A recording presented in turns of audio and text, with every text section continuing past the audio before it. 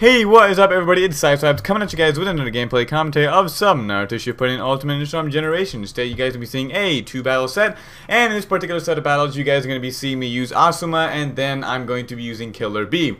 So anyways guys, I don't really want to linger here too much on the introduction, so let's go ahead and get into the actual commentary. So, for those of you guys that have been following me ever since my Tetraradon days, most of you guys should know that I actually didn't play on the Xbox 360 before, or when I first started playing video games. I actually started on the PS3, and that's when I kind of got into it, you know, got up on machinima, got my partnership and everything, and then that's when I got my my Xbox 360 after my partnership. So, you guys are probably like, okay, you know, Sideswipes, why are you talking about this? You know, we don't really care.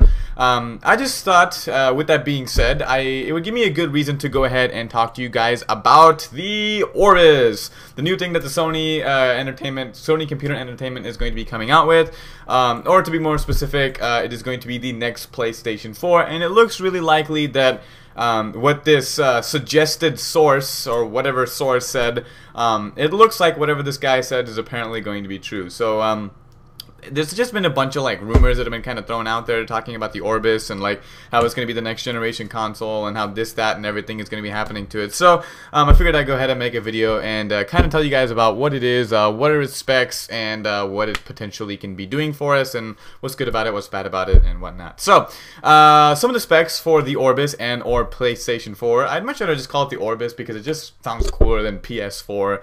You know, I've heard PS1, PS2, and PS3 all my life. You know, Orbis. It should just leave it at that, and that'd just be pretty freaking badass. So, the processor that is going to be on this particular Orbis and or PS4 is going to be an AMD X64 CPU. So just like saying, it's going to be the same processor that's using a 64-bit computer that most people should have by now. And the resolution is apparently going to be gigantic. It's supposed to be 4096 by 2160, which, if you don't really know resolution, just think it's like an enormous screen. Like, it's going to be like perfect, no, you know, like a bajillion pixels, so there should be like absolutely no pixelation, even if you're using like a regular component cable or whatever. And you really shouldn't be using the composite cables anyways, because, you know, come on guys, we're in the age of HD. Go get an HDMI cable or something, or component cables or whatever, and start playing in HD. If you're playing on a box TV, you guys need to go get a better TV, because the Orbis is just gonna fry your TV if you guys, you know, try to play it on anything else but an HD TV. So yeah, the Orbis is going to be a pretty freaking badass console in terms of graphics.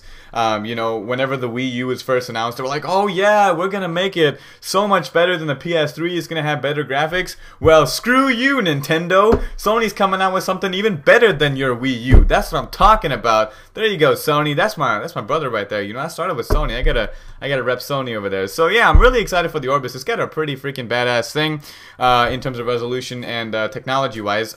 But the thing that I'm really not liking about the Orbis is that it's basically going to kill the used game industry. Now, you guys are probably like, okay, what do you mean by that? Simply put, anytime that you buy a game, and this is all speculation by the way, but I really think that this is going to happen because, you know, companies want to, you know, make more money.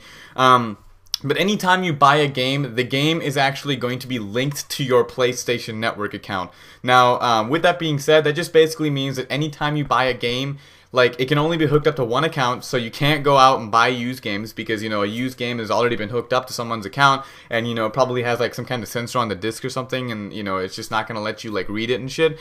And I'm really disappointed about that. You know, used games are dying. I really wish that they could have kept them, or, you know, that they won't do this, because to be honest, like, some of the games that I'm probably gonna end up buying over the summer are gonna be used games. For example, I intend to get like Ninja Gaiden 2, Devil May Cry 4, I think that's what it's called, and probably like Final Fantasy X13 Part 2. I'm probably going to get used. A lot of the single player games I get used, and I'm going to be really disappointed at the fact that they're actually going to be getting rid of the used game industry. So in the comment section below, guys, I would like for you guys to tell me what you guys think about it. You know, is it a good ploy for companies to get rid of used games, or, you know, is it bad for the industry? Because obviously a lot of people are going to get pissed, and, you know, maybe people might end up quitting gaming altogether, because games are really expensive. You know, $60 is a lot of money for a lot of people.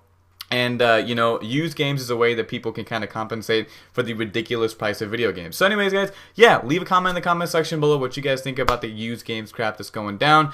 And any other comments that you have about the Orbis. And, yeah, so anyways, guys, thank you for watching. Make sure to comment, rate, and subscribe. And we'll see you guys later. Peace.